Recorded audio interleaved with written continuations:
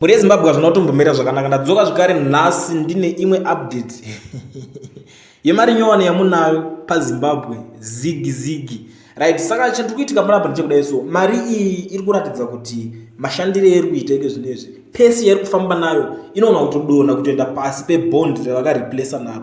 Chakachinjwa magavhena akagona kunge akava nenew idea, but panapa zvatiri kuona nhasi tiri kuona kuti zigi riya riyaka kugovernment rakapinwa 1356 richienda rakadaro against USD, but panapa tiri kuona kuti mashops vakutotanga kutotrada naro riri ku20 koko vachitorova vakadaro. So panapa ndiri kutosangana nekamwe ka vakomana vefood or something ka food outlet kari pana kona Kwame na Shanda House.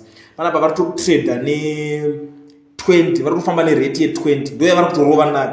Chinoitika ndechekudai so mosva vanhu ava tingambova blame kuti why is it imi muri kumhanyira kutradera ku20 because masuppliers anovapa zvinhu zvavo zvekuti vabike maingredients right. Tingati lese iwe unikona utenga kana tingava huku unongochisvike koko unobvunzisa chamwari panapa isusuka hatisi kureta ne1315 euro nayo tiri kutoreta nemari yakati nekuti isusuwo futi kwatinobva kumasupplier kweduwo tiri kuretawo takadai so kureva kuti mari iyi kai takaitarisa ka kunyatsosimba chaiko haina. Imagine mari yekunzi ukwanisa unotenga number plate, akwanza kusvika unotora passport nemari iyoyo, kutokwira ndege chako ma1 unotoita kutoselekta kuti ora ndichazoenda kuAir Zimbabwe kana kuti kuFast Jet ndo kwandichaenda kuti ndinokwira ndege nemari iyoyo.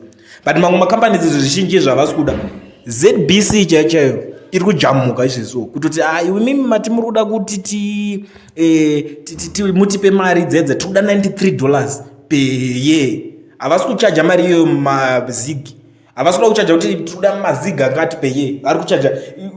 Imagine nemaprogramu anoonekwa paZBC iwo wakazvitarisa iwo paprogramu aya vari kutoti ndo pakuti both maprogramu acho anobuda pa ari very funny, hapana chiri interesting. Vazhinji vacho vari papayaka chibasa chacho havasi kunyatsochigona, iyo haisi secret, but tarisa vari kutochajawo maUS. Why vasiri kuda kuningirina? Saka achazoisa trust yake yese pazigi racho ndiani kuti izoita mari nesimba, ndo nyaya iri kunetsa panapa. Ukada unoenda izve so kuti uda unochinjana nemari kana kuti ndinoda kukwira bhazi kuenda kuSouth Africa unodzwa mumwe mutauro usingaiti papo ndipo uchaudzwa rate chacheo. But nhasi chinondishamisa food outlet ndo zvinhu zviripo, vanhu vakangotaura zvisina basa tiratidzei proof yezvinhu zviripo. Iyi proof irapo, tarisa marisitsa, ndo zvinhu zvikutoitika izvezvi paZimbabwe. Mari iyoyi yakabuda nyowani ndokwayava kutradera iri, but zvisinei hazvo zvekuti yakapinwa iri pa1356 payapaya.